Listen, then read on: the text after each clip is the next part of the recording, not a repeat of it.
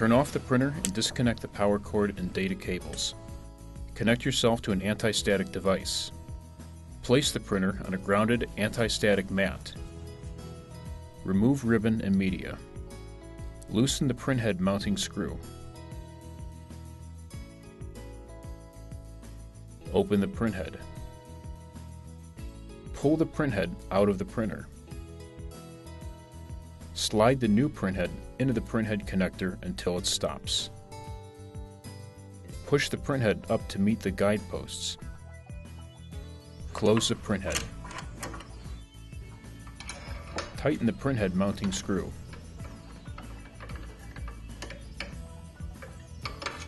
Open the printhead. Clean the new printhead. Close the printhead. Reconnect the power cord and data cables. Turn on the printer.